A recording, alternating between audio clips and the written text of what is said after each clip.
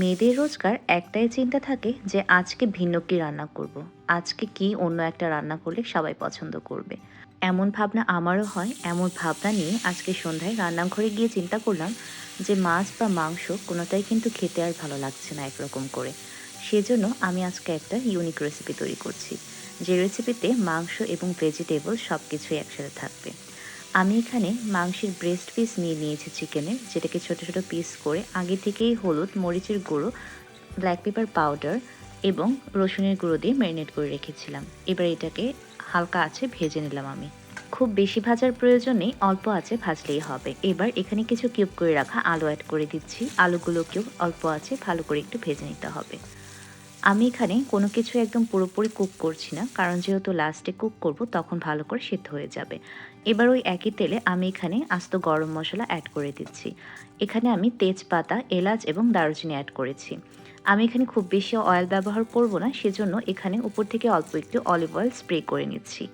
এবার এখানে একটা বাটা মশলা অ্যাড করছি, যেখানে আছে পেঁয়াজ, কাঁচা লঙ্কা, রসুন এবং সামান্য আদা। এবার এই মশলাটাকে গুঁড়া মশলার সাথে ভালো করে মিশিয়ে নিতে হবে। দিয়ে দিচ্ছি হলুদের গুঁড়ো, কাশ্মীরি লাল লঙ্কা গুঁড়ো, জিরে ধনিয়া গুঁড়ো। সামান্য একটু পানি অ্যাড করে মশলাটাকে কষিয়ে নিতে হবে।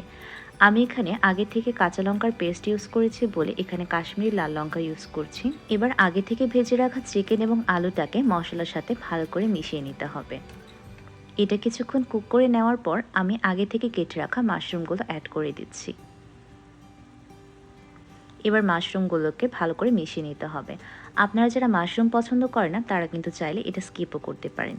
এবার আমি এখানে কিছু ব্রকলি অ্যাড করে নিচ্ছি। আমি ইদানিং আমার ব্রকলিগুলোকে বাজার থেকে এনেই সেগুলোকে ফ্রোজেন করে ফ্রিজে সেগুলোকে স্টোর করে রাখি। আমার কাছে মনে হয় ফ্রোজেন করে ব্রকলিগুলো রাখলে সেটা বেশি দিন পর্যন্ত ফ্রেশ থাকে আর সহজে নষ্ট হয় না। এবার আমি এখানে কিছু অল্প একটু পানি অ্যাড করে দিচ্ছি। এবার সব কিছুকে ভালো করে মিশিয়ে নিয়ে ঢাকা দিয়ে রাখতে হবে। যেহেতু আমার ব্রকলিগুলো এখানে ফ্রোজেন অবস্থায় আছে, সেজন্য এটা একটু ছাড়তে বা সেদ্ধ হতে সামান্য একটু সময় লাগবে। সেজন্য আমি এটাকে ঢেকে দিচ্ছি। কিছুক্ষণ পর এই যে দেখতেই পাচ্ছেন আমার সবগুলো সবজি কিন্তু ভালো করে সেদ্ধ হয়ে গিয়েছে। ইভেন আলুগুলোও কিন্তু খুব ভালো করে সেদ্ধ হয়ে গিয়েছে। এবার এই ঝোলটাকে আমি এখানে কষিয়ে নিচ্ছি হাই ফ্লেমে। যেভাবে আমরা চিকেনটা কষাই সেমভাবে এটা করতে হবে। এবার আমি এখানে সামান্য একটু সয়া সস এবং ধনেপাতা অ্যাড করে দিচ্ছি। আপনারা যারা সয়া সস পছন্দ করেন না তারা চাইলে সয়া সসটা স্কিপও করতে পারেন।